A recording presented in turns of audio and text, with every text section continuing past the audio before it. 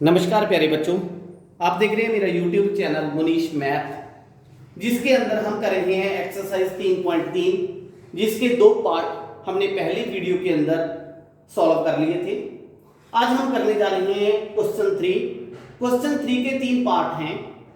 तीन पार्ट में बेटा इन्होंने क्या कहा है कि किसी भी समांतर चतुर्भुज में इन्होंने ये कहा है कि हमारे पास कोई भी एक समांतर चतुर्भुज है, ठीक है। किसी समांतर चतुर्भुज ABCD के लिए उसका नाम क्या है? ABCD। तो angle B plus angle D 180 degree हो सकता है। कहता है इन दोनों का जोड़ 180 डिग्री हो सकता है, बताएं। बेटा देखो, समांतर चतुर्भुज में एक जो गुण होता है वो ये होता है कि आमने सामने के कोण क्या होते हैं? समान होते हैं। क्या होते हैं? समान होते हैं। अब देखो, अगर angle B plus angle D 180 का है, मान लो एंगल B और D 180 का है, ठीक है, तो फिर क्या होगा? B और D समान भी हैं, तो दोनों कितने कितने के हो जाएंगे? 90-90 के, है ना। अगर दोनों 90 डिग्री के एंगल हो गए, 90 डिग्री के एंगल हो गए, तो ये समांतर चतुर्भुज क्या बन जाएगी? एक आयत का रूप धारण कर लेगी, ठीक है। यहां पे देखो, दोनों जो कोण हैं, इन दोनों का जोड़ कितना हो जाएगा? 180 डिग्री, ठीक है, और दोनों कोण समान भी हैं। तो पहले प्रश्न का उत्तर क्या है हमारे पास? जो पहला प्रश्न है इसका उत्तर है हां, लेकिन यदि angle B plus angle D 180 degree होगा तो समांतर चतुर्भुज आयत का रूप धारण कर लेगी। समांतर चतुर्भुज आयत का रूप धारण कर लेगी, ठीक है। ये हमारा उत्तर आ गया। हो सकता है कि एंगल B और एंगल D समान हो, लेकिन अगर ऐसा हो गया तो फिर वो क्या बन जाएगी बेटा? आयत बन जाएगी। ये था हमारा पहला प्रश्न इसका। इसके दूसरे पार्ट की बात करते हैं। दूसरे पार्ट के अंदर इन्होंने कहा है AB और AD 8-8 सेंटीमीटर है। AB भी 8, ये भी 8, AD 4 सेंटीमीटर है। सॉरी, मैंने गलत लिखा। AB और DC 4 8-8 है। ये भी 8 है, ये भी 8 है, ठीक है। AD 4 सेंटीमीटर, ये 4 सेंटीमीटर है। BC कितनी है? 4.4 सेंटीमीटर है। तो बेटा बताओ, ये संभव है? आपको पता है कि समांतर चतुर्भुज की आमने सामने की भुजाएं क्या होती हैं? समान होती हैं। इसलिए ऐसी समांतर चतुर्भुज संभव नहीं है, ठीक है। आप डायग्राम अपनी यहां पे बनाओगे और फिर लिखोगे कि समांतर चतुर्भुज की आमने सामने की भुजाएं समान होती हैं, इसलिए जो दूसरे नंबर वाली इन्होंने समांतर चतुर्भुज कही है ये संभव नहीं है। क्लियर? फिर बात आती है तीसरे पॉइंट के अंदर। तीसरे पॉइंट के अंदर भी अगर आप डायग्राम बनाओ इसकी, आप डायग्राम जरूर बना के दिखा दिया करो इनको। Angle A 70 degree, ABCD। Angle A कितने का है? 70 का। एंगल C कितने का है? 65 का। तो आप क्या लिखोगे बेटा इसके अंदर? हमें ज्ञात है कि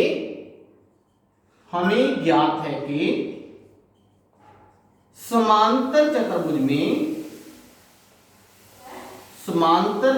में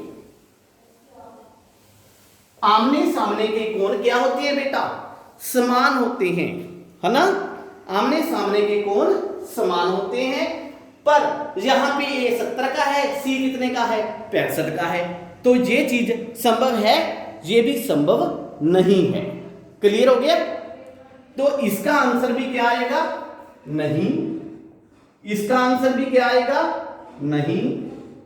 इसका जो आंसर आएगा वो मैंने आपको बता दिया कि हां संभव है, लेकिन क्या बन जाएगी? वो आयत का रूप धारण कर लेगी। अब कई बच्चे कहेंगे सर जब वो आयत बन जाएगी फिर वो समांतर चतुर्भुज थोड़ा हो गई। नहीं बेटा, सभी आयत भी समांतर चतुर्भुज होती हैं। ठीक है, आयत की भी आमने सामने की भुजाएं क्या होती हैं? समान होती हैं।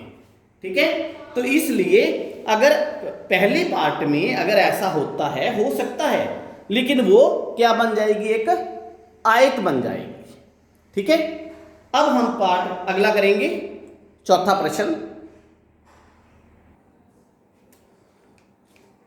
अगले प्रश्न में इन्होंने कहा है किसी समांतर चतुर्भुज के दो आसन्न कोणों का अनुपात 3:2 है, उसके सभी कोण ज्ञात करें। देखो बेटा, कोई समांतर चतुर्भुज है हमारे पास, इसके कोई भी दो आसन्न कोण, आसन्न कोण कौन कौन से होते हैं? बिल्कुल पास पास वाले। ठीक है, इन दोनों का अनुपात 3:2 है। कितना है? 3:2 ये दिया गया है। तो हम क्या करेंगे इसके हल के अंदर? हम लिखेंगे मान लो कोण ए कितने का?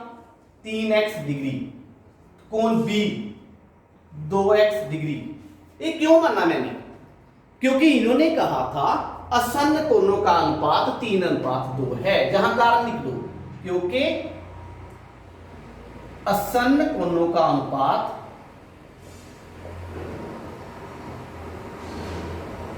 कितना है बेटा? 3:2 है, ये दे रखा है हमें।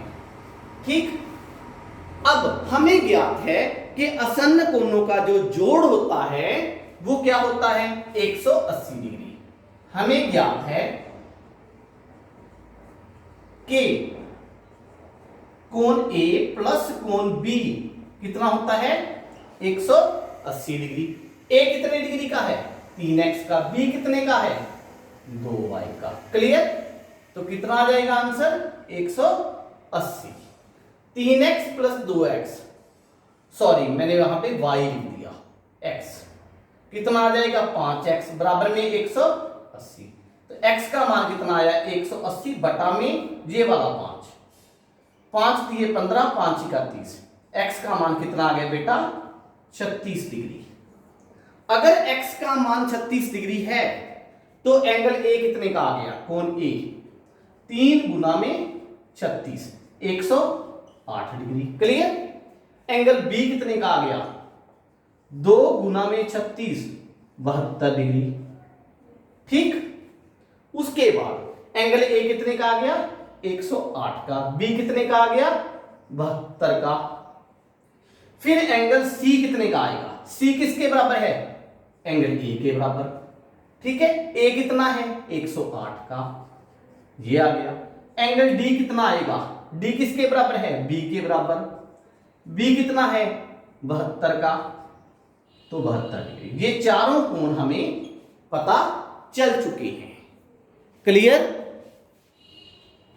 क्योंकि इन्होंने कहा था दो आसन्न कोण है जो, उनका जो अनुपात है वो 3:2 है। आसन्न कोण मैंने ए और बी मान लिए। ठीक है, ए को 3x ले लिया, बी को 2x ले लिया। हमें ज्ञात है आसन्न कोणों का जो जोड़ होता है वो 180 होता है। उसके हिसाब से हमने पूरे प्रश्न को हल कर दिया। इसके बाद प्रश्न नंबर 6। अगले प्रश्न में इन्होंने कहा है कि किसी समांतर चतुर्भुज, मैंने यहां पे डायग्राम ड्रॉ कर ली। आप भी जब भी प्रश्न को हल करें तो पहले डायग्राम को जरूर ड्रॉ कर लें। किसी समांतर चतुर्भुज में दो आसन्न कोणों का माप बराबर है। ठीक है, तो मैं इसके दो आसन्न कोण ए और बी ही ले लेता हूं। इनका माप क्या है? बराबर है। इनको दोनों को मैंने x मान लिया। तो कहते हैं सभी कोणों का मान ज्ञात करें। इन्होंने क्या लिखा है बेटा? हल में हम लिखेंगे आसन्न कोणों का माप समान है। यही है ना? आसन्न कोणों का माप समान है, इसलिए एंगल ए को मैंने ले लिया x डिग्री, एंगल बी को भी क्या ले लिया? x degree. फिर हमें ज्ञात है वही पहले जैसा क्वेश्चन कि ए और बी आसन्न कोण है ना, तो उनका जोड़ कितना होगा बेटा? 180 डिग्री। ए कितने का है, x का, b कितने का है, x का, तो 180, x प्लस x 2x बराबर में 180, x का मान कितना जाएगा 180, ये 2 कहां चला गया नीचे, 2 के पहाड़े में 180 90 डिग्री, तो x का मान कितना आया बेटा 90 डिग्री। अगर x का मान 90 डिग्री आ गया तो फिर एंगल a कितने का आ गया 90 डिग्री, एंगल b कितने का आ गया 90 डिग्री, है ना। एंगल c पहले जैसा, c किसके बराबर है a के बराबर, a कितने का है 90, एंगल d b के बराबर कितने का है 90, चारों कोण क्या बन गए इसके 90 90 बन गए, तो ये क्या बन जाएगी बेटा आयत बन जाएगी, है ना। अगर दो आसन्न कोण बराबर हो जाएं किसी समांतर चतुर्भुज के अंदर तो वो उसके सभी कोण 90 के बन जाएंगे, तो फिर वो एक आयत का रूप धारण कर लेगी। क्लियर। उसके बाद प्रश्न नंबर 7, 7वें प्रश्न के अंदर इन्होंने कहा है कि x, y और z ये एक समांतर चतुर्भुज है, इसके अंदर x, y और z 3 कोण दिए गए हैं, इनकी वैल्यू हमने ज्ञात करनी है कि x कितने डिग्री का है, y कितने डिग्री का है, z कितने डिग्री का है। बड़ा आसान प्रश्न है बेटा ये, कैसे ज्ञात करेंगे हम इसको, ठीक है। x कितने का है, y कितने का है, z कितने का है। अब थोड़ा सा ध्यान से देखें तो जहां पे मैं डार्क कर रहा हूं इसको डार्क कर देता हूं मैं थोड़ा सा, तो ये देखिए ये क्या बन रहा है मेरे पास z बन रहा है ना, जो मैंने डार्क किया है इसको देखिए ये z बन गया ना।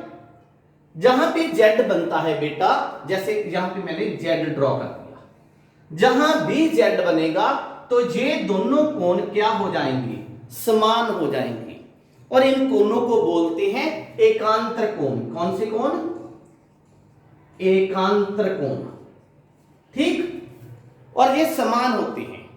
अब देखो फिर हल इसका, प्रश्न नंबर 7 की बात है, इसका हल कर रहे हैं हम। अब y और 40 दोनों समान हो गए ना, क्यों, क्योंकि एकांतर कोण है जी, ठीक है। तो आप लिखोगे y बराबर में 40 डिग्री, सीधे लिख दो चाहिए, कौन से कोण, एकांतर कोण, ठीक। चलो जी, y का मान पता चल गया, कितना आ गया 40 डिग्री। अब यहां पे 70 है, यहां पे 70 है, तो ये वाला एंगल x y z मैं यहां पे p ले लेता हूं कोई। अब p को अगर मैं 70 के साथ जोड़ता हूं, p प्लस 70 करता हूं, तो ये क्या बनता है रैखिक युग्म, इस प्रकार का, है ना। रैखिक युग्म बराबर में 180 डिग्री, क्या बन जाएगा ये रैखिक युग्म। क्लियर। अब फिर p का मान कितना आ जाएगा 180 माइनस 70, p का मान 110 डिग्री। क्लियर हो गया p भी, ये आ गया p का मान 110 डिग्री। अब त्रिभुज OHP, त्रिभुज OHP में तीनों कोण z 110 और 40, z 110 प्लस 40, तीनों का जोड़ कितना होना चाहिए 180, तो फिर z प्लस 150 बराबर में 180, z बराबर में 180 माइनस 50, z का मान कितना आ गया बेटा 30 डिग्री। क्लियर हुई बात, ये कितना आ गया 30 डिग्री। ओके। अब देखो y हमें ज्ञात हो गया, z हमें ज्ञात हो गया, p तो हमने वैसे लिया था बीच में से, हमें इसकी जरूरत थी। अब p और x एक दूसरे के बराबर हैं, x बराबर में p की, क्यों, कौन से कोण है सम्मुख कोण, समांतर चतुर्भुज के समकोण। तो x का मान p के बराबर, p कितना है 110 डिग्री, x भी पता चल गया। तो हमने तीनों कोणों को यहां से ज्ञात कर लिया। ओके,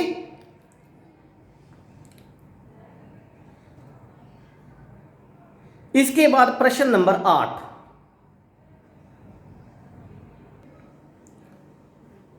प्रश्न नंबर 8 के पहले पार्ट में इन्होंने कहा है कि ये हमारे पास एक समांतर चतुर्भुज है, इसमें 4 भुजाओं का माप इन्होंने दे रखा है x और y के अंदर। ठीक है, तो हमने x और y का मान ज्ञात करना है। कैसे करेंगे? तो इसका हल लिखता हूं मैं। हल आपको भी पता ही है कि हल में मैं क्या करूंगा, क्योंकि आमने सामने की भुजाएं दे रखी हैं, तो फिर मैं क्या लिखूंगा, हमें ज्ञात है कि समांतर चतुर्भुज में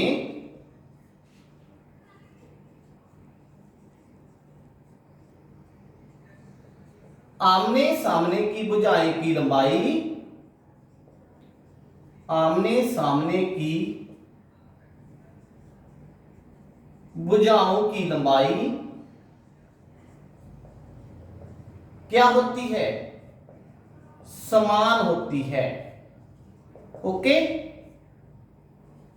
आमने सामने की भुजाओं की लंबाई समान होती है। अगर ये समान है तो फिर क्या होगा बेटा, फिर होगा SN और जीजू बराबर, जीजू is equal to SN। Line लगा, SG बराबर में NU। ठीक, एफ जीजू कितनी है, जीजू 3y माइनस 1 किसके बराबर आ जाएगी, 26 के बराबर। और इस साइड 3x बराबर में 18। क्लियर? इसको सॉल्व करो अलग से। 3y बराबर में 26, एक कहां चला गया, प्लस का। 3y बराबर में 27, y का मान 27 बटा में 3, 3 9 27 होता है, तो y का मान कितना आ गया बेटा, 9। ठीक, यहां पे देखिए x बराबर में 18 बटा 3, 3 6 का 18, x का मान कितना आ गया, 6 आ गया।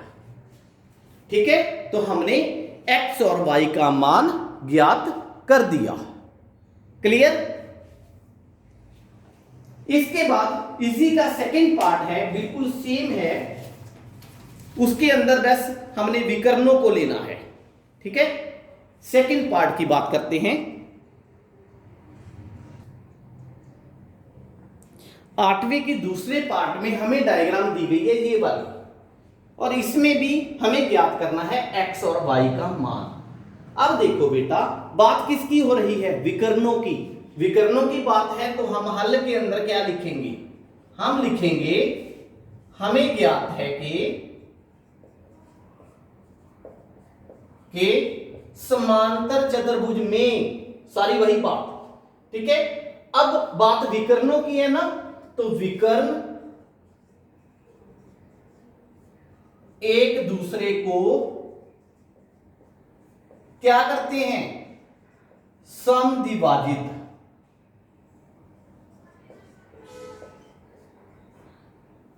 करते हैं।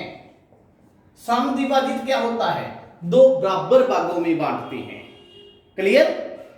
हमें ज्ञात है कि समांतर चतुर्भुज में, जहां पे आपने लिखना है, विकर्ण है जो एक दूसरे को समद्विभाजित करते हैं, बाइसेक्टर।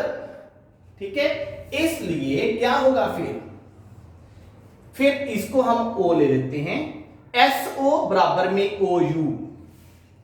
ठीक है, OU पहले ले लो, OU पहले ले लो, y वाला पार्ट, OU बराबर में OS। ठीक, इसी तरह इस साइड ON बराबर में OR। ठीक, OU कितना है, y प्लस 7 किसके बराबर आएगा, 20 के बराबर। फिर ON कितना है, x प्लस y किसके बराबर आएगा, 16 के बराबर। इसको सॉल्व करो पहले, y का मान 20 माइनस 7, y का मान कितना आ गया बेटा, 13। ओके, यहां पुटअप कर दो, x प्लस वाई का मान कितना है 13 बराबर में 16। ठीक, x का मान कितना आ जाएगा 16, 13 उस साइड जाके माइनस का हो गया, तो x का मान कितना आ जाएगा 3।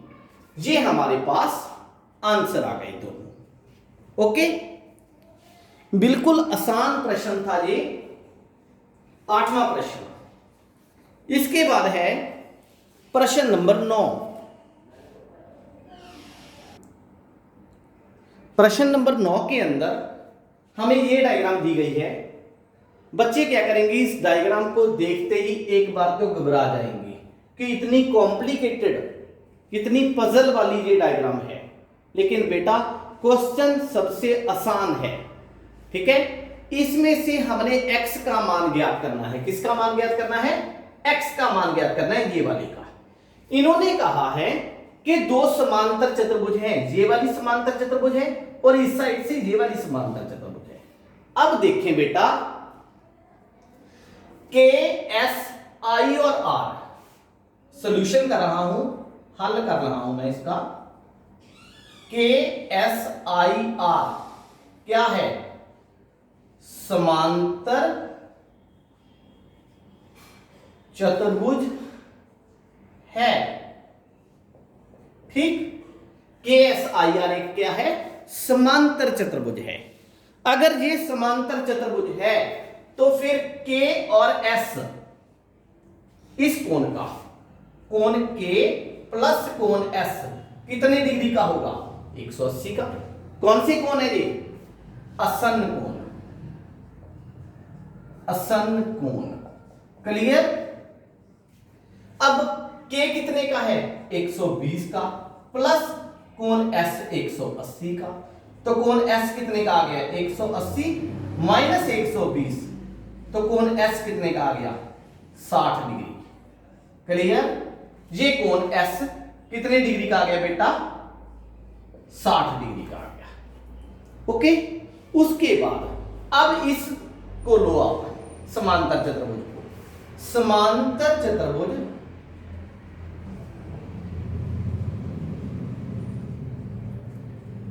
कौन सी चतुर्भुज है, ECLU, ECLU में। इसमें देखो बेटा, इस समांतर चतुर्भुज में ये कोण कितने का है, 70 का, तो फिर E वाला कोण भी कितने का होगा, 70 का। कोण E बराबर है कोण L के। कोण E L कितने का है, 70 का। ठीक है, तो फिर E कितने का आ गया हमारे पास, ये वाला कोण 70 डिग्री। ओके, बिल्कुल बात क्लियर होगी ना। दोबारा फिर बता देता हूं, जब हम इस चतुर्भुज की बात करते हैं, समांतर चतुर्भुज की, तो 120 और S 180 हो जाएंगे, तो S कितने का आ गया, 60 का। इस चतुर्भुज के अंदर ये 70 है, तो सामने वाला भी कितने का होगा, 70 का। इसका नाम मैं O ले लेता हूं। तो फिर त्रिभुज OES में क्या होगा, x प्लस 70 प्लस 60 बराबर में 180 डिग्री, क्योंकि त्रिभुज के तीनों कोणों का योगफल 180 होता है। तो फिर x प्लस 130 बराबर में 180, दोनों का जोड़ 130 आ गया। तो x का मान कितना आया, 180 माइनस 130, x का मान 50 डिग्री। ये हमारे पास आंसर आ गया। क्लियर। बिल्कुल आसान प्रश्न है, अगर आप इसको देखते ही कंफ्यूज नहीं होंगे। उसके बाद प्रश्न नंबर 10।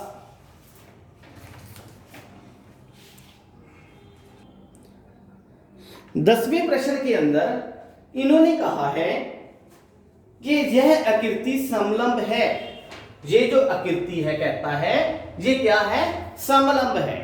तो बताओ इसकी कौन सी दो भुजाएं समांतर हैं। वैसे तो आपको देखते ही क्लियर हो रहा है कि ये वाली दो भुजाएं समांतर हैं, पर बेटा अगर इन्होंने ना दिया होता कि ये समलंब है, फिर भी हम कह सकते थे कि ये दोनों भुजाएं समांतर हैं। कैसे कह सकते थे, तो आप यहां पे इसका हल कैसे लिखोगे, आप लिखोगे angle M plus angle L कि M वाला कोण और L वाला कोण दोनों का जोड़ कितना आएगा देखते हैं। 100 प्लस 80 कितना आ गया 180 डिग्री। अगर इन दोनों का जोड़ 180 डिग्री है इसलिए ठीक है फिर NM और KL क्या हो जाएगी समांतर है। क्लियर है। यही हमसे इन्होंने पूछा था कि कौन सी दो भुजाएं समांतर हैं। वो दो भुजाएं समांतर होती हैं जिनके अंदर के दो कोण जो होते हैं उनका जोड़ 180 होता है। इस डायग्राम को थोड़ा इस ढंग से भी समझिए आप। ये दो समांतर भुजाएं हैं ठीक है L और M। ये N इसकी एक काटनी रेखा है जो हमने 7वीं कक्षा में पढ़ा था। तो अगर ये दोनों समांतर हैं तो इसके एक ही तरफ के अंदर के कोणों का योगफल कितना होता है 180 डिग्री। तो यहां पे भी देखो 180 है एक ही तरफ के अंदर के कोणों का योग। तो ये दोनों क्या हो गई फिर समांतर। ओके फिर है इसका बस एक ही पार्ट था इसका। तो 11th क्वेश्चन को सॉल्व करते हैं। 11वां क्वेश्चन 11वें क्वेश्चन के अंदर बेटा इन्होंने दिया है कि इस डायग्राम के अंदर AB और CD या DC दोनों समांतर हैं कहता है। अगर एंगल B 120 डिग्री का है तो एंगल C बताएं। एंगल B कितने का है measurement of angle B 120 degree. Measurement of angle C हमने ढूंढना है। क्लियर। अब देखो AB और DC क्या है समांतर। AB समांतर DC इसलिए angle B plus angle D कितना होना चाहिए 180 डिग्री। आपको बताया था ना कि अगर दो लाइन जैसे समांतर हो जाएं तो उनके एक ही तरफ के अंदर के कोणों का योगफल कितना होता है 180 डिग्री होता है। एंगल B कितने का है 120 का।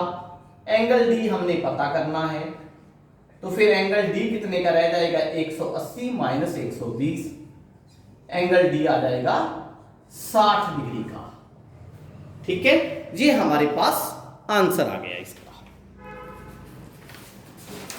इसके बाद क्वेश्चन नंबर 12 जो इस एक्सरसाइज का आखिरी प्रश्न है।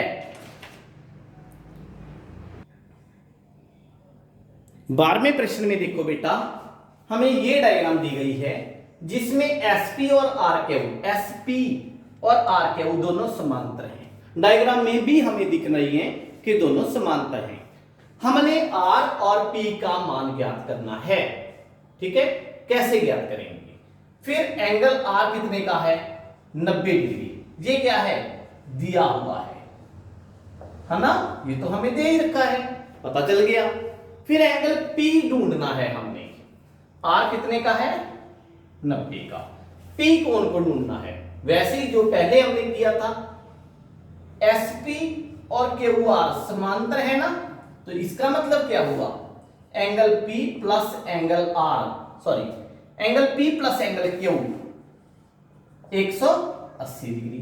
P हमको पता नहीं Q हमें पता है 130 का तो 180 डिग्री। तो एंगल P कितने का हो गया बेटा 180 माइनस 130 तो एंगल P कितने का हो गया फिर 50 डिग्री का। ये हमारे पास आंसर आ गया। क्लियर। ये थी हमारी एक्सरसाइज 3.3। अगर किसी के माइंड में कोई भी क्वेश्चन है तो मेरे कमेंट बॉक्स में कमेंट करें। अगर वीडियो अच्छी लगी तो प्लीज़ अपने साथियों के साथ शेयर करें और मेरे चैनल को सब्सक्राइब करें।